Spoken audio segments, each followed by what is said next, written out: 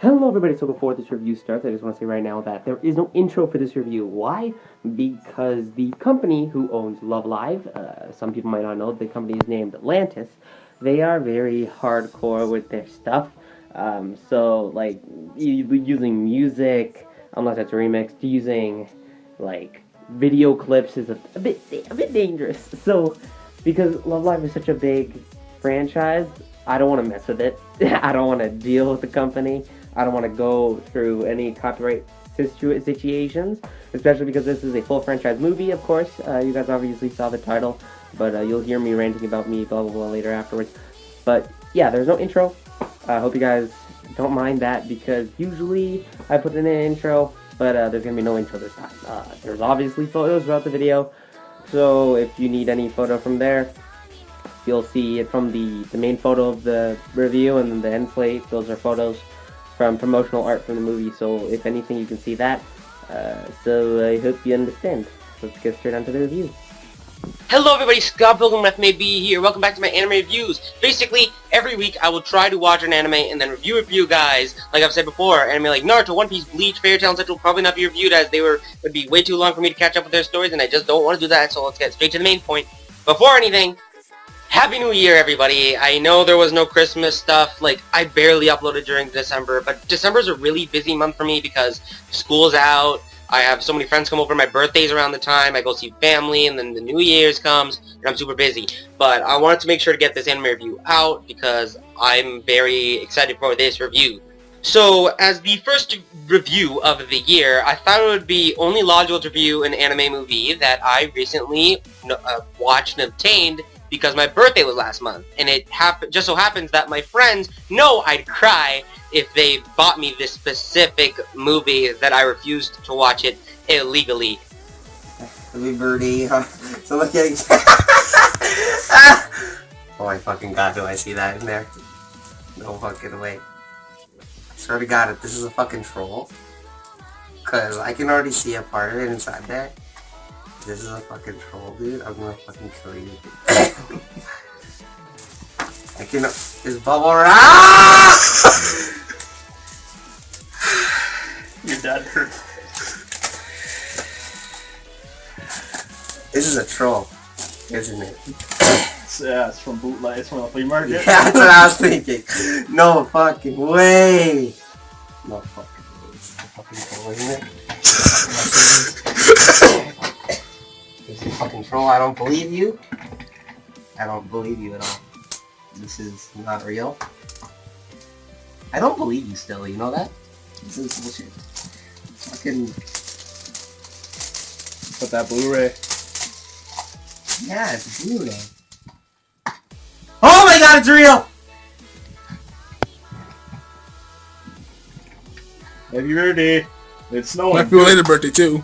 No, it's his Oh, birthday. oh yeah, happy birthday. Happy birthday.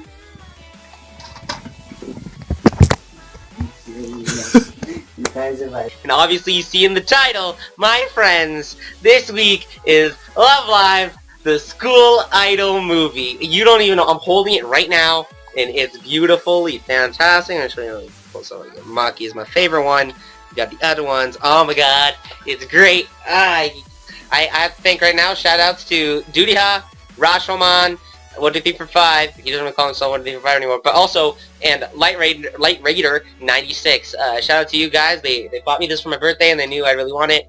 Hype life, you know, hype life. So, the one thing people don't actually know is that this DVD has subtitles on it. So there's actual English subtitles already on the Japanese DVD, even though there's no English release out yet. So that's pretty cool. If you wanted to get it, they have subtitles on straight. So that's really cool. It's like an hour and 40 minutes long. So I'm excited. Let's do this. So I know a lot of people will nag because I haven't reviewed the second season yet, but all in due time, guys. I promise. I already have it planned out for sometime this year, early this year, so that'll happen. But like usual, I will be only explaining the most important parts of this anime, like the character, story, settings, relationship, voice acting, animation, music, and the genre. And we always start with the genre here. And it's a comedy with some sort of school life here and there, and drama definitely.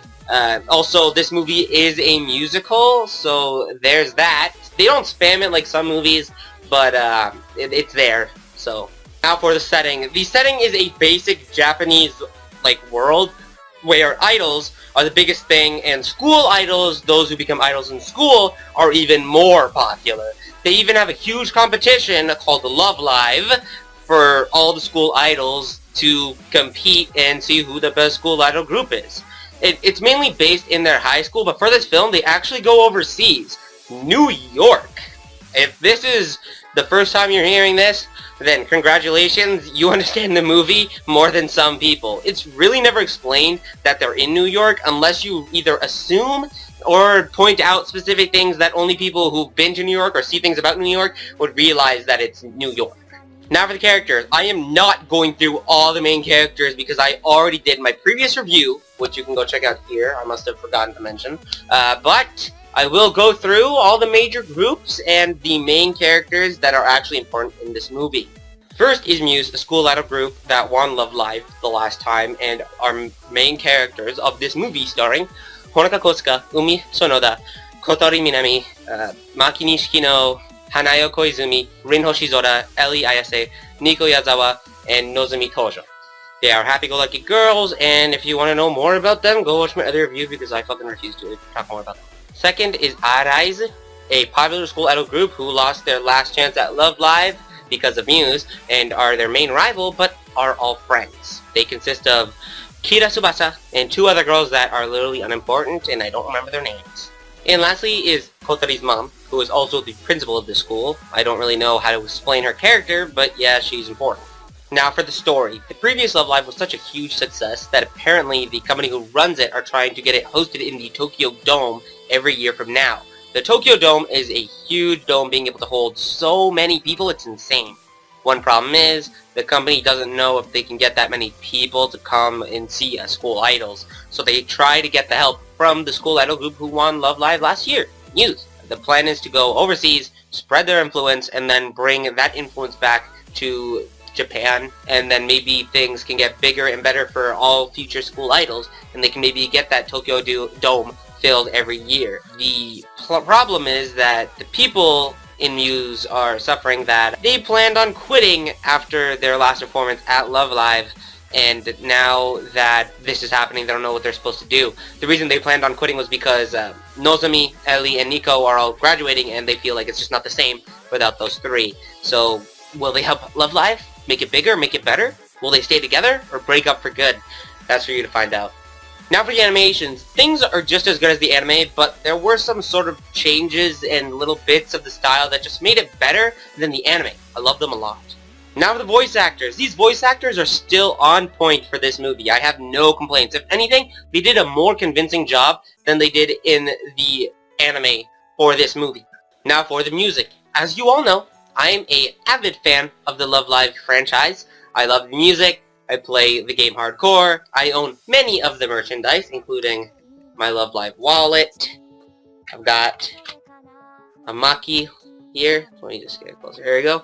And I even have this stuff, the Waze vs. Schwartz cards. One I got right there. Yeah, so I love the music. I soon plan to buy the soundtrack for this movie as well because goddamn, some of these tracks are just amazing. Like the Love Live music is just way too good. It's so hard to not just want to listen to it all the time. It's amazing.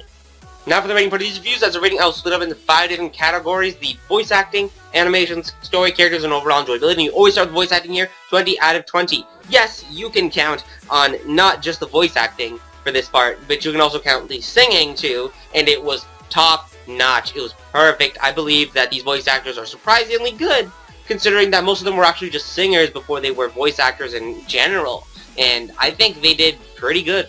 Animations, 20 out of 20. These animations for this movie are just amazing. I have no clue how they did it, but they made them more appealing, even more appealing for me than the anime did, and I just couldn't stop watching. Story, 15 out of 20. Plot hole. There's one plot hole that still confuses me. I don't understand it, and the obvious official subtitles for this movie just don't explain it either.